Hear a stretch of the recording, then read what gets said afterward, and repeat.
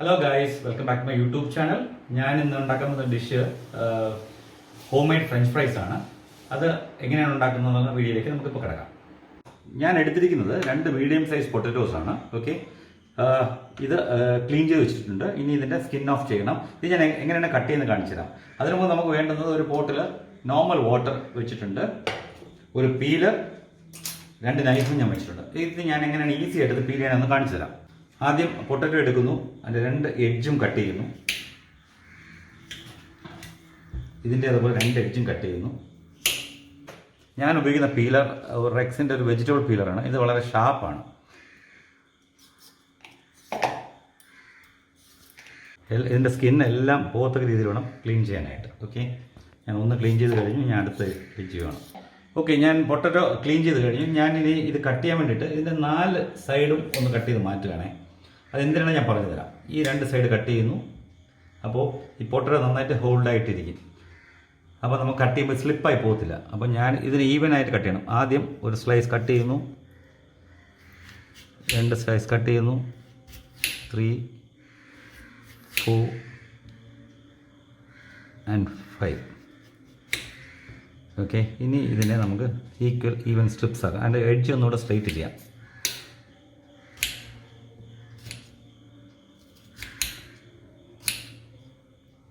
Sizes കണ്ടോ, എല്ലാം even സൈസിലാണ് കട്ട് ചെയ്യാനായിട്ട്. ഓക്കെ, ബാക്കിയോടെ നമുക്ക് കട്ട് ചെയ്യാം. ഓക്കെ, ഞാൻ പൊട്ടറ്റോ കട്ട് ചെയ്ത് കഴിഞ്ഞു. എല്ലാം ഈവൻ സൈസിൽ കട്ട് ചെയ്തു. ഇനി നമുക്ക് ചെയ്യാൻ പോകുന്നത്, ഇനി നമ്മളിത് പാർബോയിൽഡ് വാട്ടറിലാണ് ഇടുന്നത്. അതായത് നമ്മൾ ഹോട്ട് വാട്ടറിലല്ല ഇടുന്നത്. ഇത് നമ്മൾ ചെയ്യുന്നത് നോർമൽ വാട്ടറിൽ ഈ പൊട്ടറ്റോ ഇട്ടിട്ട് അതിനെ ബോയിൽ ചെയ്യാൻ വേണ്ടത്. അതിന് നമ്മൾ പാർ ബോയിൽ എന്ന് പറയുന്നത്. ഇല്ലെങ്കിൽ ബോയിൽ വാട്ടർ ഇട്ട് കഴിഞ്ഞാൽ അത് ഓവർ ബോയിൽ ആവുകയും അതിൻ്റെ സൈഡ്സ് എല്ലാം ക്ലിയർ ആയിട്ട് വരത്തില്ല. അതുകൊണ്ട് നമ്മൾ പാർ ബോയിൽ വാട്ടറിൽ, ഇത് ഹാഫ് ബോയിൽ ചെയ്താണ് എടുക്കുന്നത്. ഹാഫ് ബോയിൽ ചെയ്തതിന് ശേഷം നമ്മൾ പിന്നെ രണ്ടാമത് അതിന് സ്ട്രെയിൻ ചെയ്ത് അതിൻ്റെ വാട്ടറെല്ലാം ക്ലിയർ ചെയ്തിട്ട് പിന്നെ നമ്മൾ ഡീപ്പ് ഫ്രൈ ചെയ്യുകയാണ് ചെയ്യുന്നത്. ഞാനത് പൊട്ടറ്റോസ് എല്ലാം വെള്ളത്തിലോട്ട് ഇടുകയാണ്. ഞാനത് ഓൺ ചെയ്യുകയാണ്. നമ്മുടെ പൊട്ടറ്റോ ഏകദേശം ബോയിലായി കഴിഞ്ഞു. നമുക്ക് അതൊന്ന് എടുത്ത് നോക്കുമ്പോൾ തന്നെ മനസ്സിലാവും ഇത് ഡണ്ണായി. ഇത് ഞാൻ സ്ട്രെയിൻ ചെയ്യുകയാണ്. സൈസൊക്കെ നോക്കുക, എല്ലാം ഈവൻ സൈസാണ്. മോസ്റ്റ്ലി ആൾക്കാരെല്ലാം കടകളിൽ നിന്ന് വാങ്ങി കഴിക്കുന്നതുകൊണ്ട് ഇതിൻ്റെ പ്രിപ്പറേഷൻ എങ്ങനെയാണെന്ന് അറിയത്തില്ല. ഞാനതുകൊണ്ടാണ് ഇതിൻ്റെ ഒരു വീഡിയോ ഒന്ന് ചെയ്യാമെന്ന് വിചാരിച്ചത്. പൊട്ടറ്റോസ് ആയി കഴിഞ്ഞു.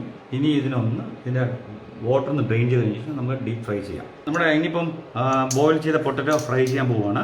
അപ്പം ഞാൻ ഒരു പാനിൽ എണ്ണ ചൂടാക്കി വെച്ചിട്ടുണ്ട്. നോർമൽ റിഫൈൻഡ് ഓയിലാണ് ചെയ്തിരിക്കുന്നത്. അത് ഏകദേശം ചൂടായി കഴിഞ്ഞു. അപ്പം നമുക്കത് ചൂടായെന്ന് ടെസ്റ്റ് ചെയ്യാൻ വേണ്ടിയിട്ട് ജസ്റ്റ് ഒന്ന് ഡിപ്പ് ചെയ്ത് നോക്കാം. ചൂടായിട്ടുണ്ട്. അപ്പം നമ്മൾ പൊട്ടറ്റോ ഓരോന്നായിട്ട് ഇടുകയാണേ.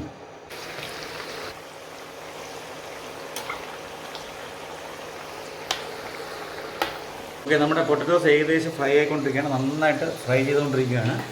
ഇത് ഏകദേശം ഒരു 4-5 മിനിറ്റ് ആയിട്ടുണ്ട്. ഇനി ഒരു ഫർദർ 3 മിനിറ്റ്സിൽ ഈ പൊട്ടറ്റോസ് റെഡിയാവും. അപ്പോഴേക്കും നമുക്ക് സ്ട്രെയിൻ ചെയ്ത് കാണിക്കാം. ഓക്കെ, നമ്മുടെ ഫ്രഞ്ച് ഫ്രൈസ് ഏകദേശം റെഡി ആയിട്ടുണ്ട്. കളർ കാണാൻ പറയാം, light brown, yellowish brown colour ആയിട്ടുണ്ട്. ഞാൻ ഇനിയിപ്പോൾ പതുക്കെ ഇതിനെ സ്ട്രെയിൻ ചെയ്യുവാണ്. നമുക്ക് വേണമെങ്കിൽ ജസ്റ്റ് ഒന്ന് നോക്കുമ്പോൾ അറിയാം. ഓക്കെ, ക്രിസ്പി ആയിട്ടുണ്ട്. Okay, done. അപ്പോൾ ഞാനിതിനെ സ്ട്രെയിൻ ചെയ്യുവാണ്. Make sure that all the oils have been drained off. Okay, ഞാനൊരു ടിഷ്യൂ പേപ്പറിലോട്ട് ഇടുവാണ് സ്ട്രെയിനറിൽ. പൂർണ്ണമായും ഞാൻ ഓയിലിൽ നിന്ന് മാറ്റി. ഇനി നമുക്ക് ഇതിനൊന്ന്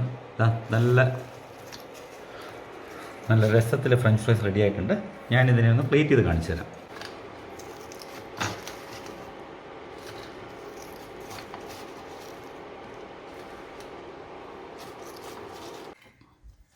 നമ്മുടെ home made French fries ready ആയിട്ടുണ്ട്. നമുക്ക് ഏത് ഡിപ്പ് വേണമെങ്കിലും യൂസ് ചെയ്യാം. ഞാനിപ്പോൾ ടൊമാറ്റോ സോസാണ് ഉപയോഗിച്ചത്. ചിലർക്ക് കോക്ടെയിൽ സോസ് ആണെങ്കിൽ കോക്ടെയിൽ സോസ്, മയോണൈസ് ആണെങ്കിൽ മയോണൈസ്, ചിലർ മസ്റ്റാർഡ് പേസ്റ്റ്, ഏത് വേണമെങ്കിലും മസ്റ്റാർഡ് മയോണൈസ് ഏത് വേണമെങ്കിലും യൂസ് ചെയ്യാം. ഓക്കെ, നമ്മുടെ ഡിഷ് തയ്യാറായി കഴിഞ്ഞു.